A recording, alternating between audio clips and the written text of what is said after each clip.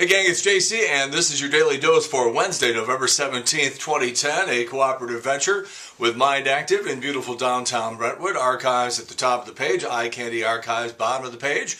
And of course, we are available on your mobile phone now, no special app or anything like that needed. Dave's weather forecast and the audio on iTunes, and of course, we're on the big 550 KTRS every day at 10 o'clock in the morning going until 1. The girls are with us on Wednesday. On Thursday, Joe Marlotti, professional comedian.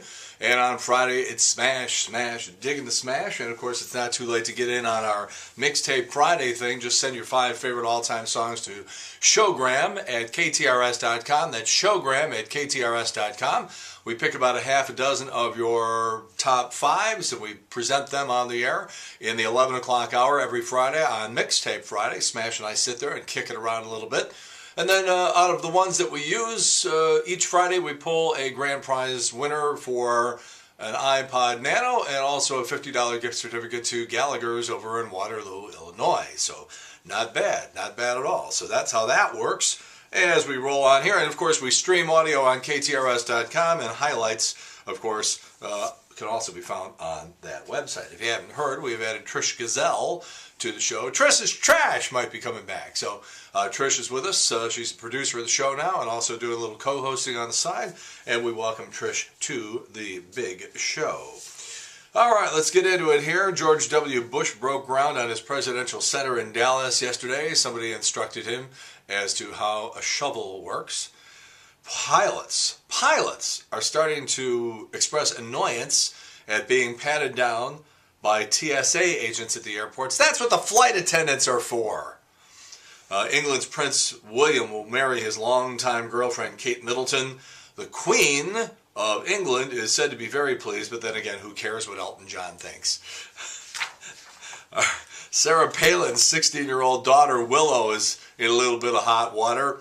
She was using gay slurs during an argument on Facebook the other night. It was while Sarah Palin's Alaska debuted on TLC on Sunday night, and people were on Facebook trashing the show and trashing her mother and trashing her, and she gets on and she starts calling people, using all those monikers that you use when you are a bigot and you don't like gay people. So she's in a little hot water. Yesterday, TMZ reported that Tony Parker had filed for divorce from Eva Longoria. Didn't happen, but People Magazine is coming along now too and saying that marriage is in trouble, so hit the clock. Rosie O'Donnell, cancer-free. She got the news yesterday that the lumps in her breasts are benign. Kanye West, who had a big snit with Matt Lauer on the Today Show, is scheduled to perform at the Macy's Thanksgiving Day Parade. Because I think when you think about the founding of this country and Plymouth Rock, you think of knuckleheads like Kanye West. That show, by the way, will be emceed and hosted by Matt Lauer. Daniel Radcliffe says J.K. Rowling is not going to write any more Harry Potter books. All right, so the big controversy here is now this PBS special they did from the Kennedy Center the other night. The Mark Twain Prize for Comedy went to Tina Fey, and they had a big show with Steve Martin and Jimmy Fallon and lots of people. And Tina Fey was making some jokes up there, and a bunch of the jokes that she made about Sarah Palin got edited out of the show, and people are jumping up and down yelling censorship, censorship. Well, a couple of things. First of all, the show went over by something like a half an hour, so you have to start cutting. Second of all, I've seen the jokes that they cut that she made about Sarah Palin. They weren't that funny. And also, PBS has the complete unedited show on their website, so if you want to see it, it's big nothing, really. The Beatles back up, not ever up in the first place, but up now on iTunes. The #1 song downloaded yesterday on the first day of availability, Here Comes the Sun. By the way, there's still some holdouts. There's people like, you got AC/DC, Garth Brooks, Kid Rock, Bob Seger, Def Leppard, and Tool. Okay, they are not happy with the royalties they're getting from iTunes, or they don't want their tracks individually sold. They want to sell albums, not individual tracks. Up to them, I guess, but man, I guess some of these people, Bob Seger probably has enough money to live on, or if he has some sort of issue about how much money he's getting, or the fact that he doesn't want to just, have people pick and choose the songs they like.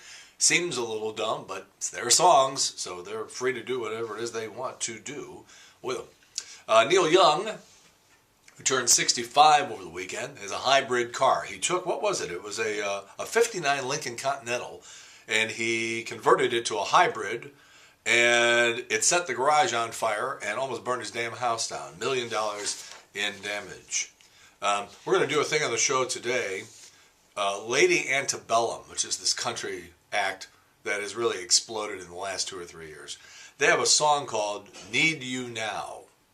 And Need You Now is probably the biggest hit they've ever had. There is only one problem. If you, and we're going to do this on the show today, if you play Alan Parsons' Eye in the Sky, along with Lady Antebellum's Need You Now, they are the same melody. And I mean note for friggin' note. It's almost funny. There's actually a YouTube site. If you want to look it up, go ahead. Somebody actually interlaid the Alan Parsons song with the Lady Antebellum song, and it's identical, absolutely identical. No lawsuits yet. GQ magazine unveiled its Men of the Year: Jeff Bridges, Stephen Colbert, James Franco, and Drake. Sorry. And also Scarlett Johansson. Well, they named her Babe of the Year. What do we got here? I love this story. Some guy in Ohio calls the police because there's a suspicious package on his front porch. Calls the police. Police come rushing over. Sure enough, there it is. The suspicious package with a label on the front that says Amazon.com. Guy ordered something and forgot. A robber in Canada is in critical condition today after he robbed a convenience store. He tripped on the way out, fell on his knife. He's in the hospital. He's in the hospital. Oh. Man escapes from his house when it catches on fire in Portland, Oregon. He's naked, so he decides, I got time. The house isn't burned to the ground yet. I'm going to run back inside and get some pants. He ends up almost getting fried in his house. Let me just tell you something. We have got to stop talking. The media does this all the time. It's just unbelievable. You get situations where somebody's house is burning, and they run back inside to rescue someone or to rescue an animal. And while I understand the passion and the emotion, probably about 90% of the time those people end up perishing along with the person they were trying to save. Now, the problem is when it doesn't end in somebody getting burned to death or dying from smoke inhalation, the media comes along and makes these people out to be heroes. They're not heroes. They're stupid. And these people, and especially the media, are not doing the public any service at all by glorifying the fact that somebody goes back into a burning building. So don't do it. Don't be making these people out to be heroes or engaged in some sort of heroic act. It's stupid. If your house is burning, get the F out and don't go back in. I understand the passion, but you got to think ahead of time. You're not going to go back into a burning building. It's just stupid. All right, what do we got here? 25 years of sexy. People Magazine's Sexiest Man Alive tonight on ABC. Kim Kardashian hosts. Watched quite a bit of Springsteen last night on Jimmy Fallon. It was very, very entertaining, and that's a big coup. And when you stop to think that Max Weinberg was Conan's band leader for so many years, and that Springsteen performed on the show and appeared on the show so many times, and that Conan even played with Bruce Springsteen a couple of times. And now Conan's in his second week of his new show on TBS, and Springsteen shows up on Jimmy Fallon. Whoa, man. All right, what do we got here? Today was a very, very historic day for sports fans, particularly fans of the NFL. It was back on this date in 1968 that something happened that changed the way we watch sports on television, because it was the famous game between the New York Jets and the Oakland Raiders. And the score of the game was, let's see here, I'm going to just say, the Raiders were down by 14 points in the final minute 5 of the game. So they're down by 2 touchdowns with a minute 5. They end up coming back to win the game 43-32. The only problem is the network said, no, this game is over. You're down by 2 touchdowns. The game is running over past 6 o'clock Central Time. The game's over, so what's the big deal? Let's just show Heidi, the movie Heidi, because people are waiting for it. The families are sitting around, and this game is useless and pointless. And anyhow, what's the point? So, of course, they cut to Heidi, and so the rule was instituted between the networks and the NFL that it doesn't matter how lopsided a game is, every game gets shown to the last frickin' second, and that all changed in 1968. It's actually a pretty big deal. All right, Video Village this week has an interview we did with Michael Douglas back in New York in 1987.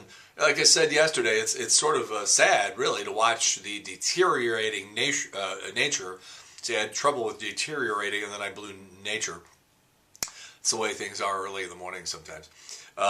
Anyhow, Fatal Attraction, he just looks like a kid. I think he was in his mid-40s, probably about 45 when he made that movie. And man, was he good looking. 1987 on the Video Village, Michael Douglas.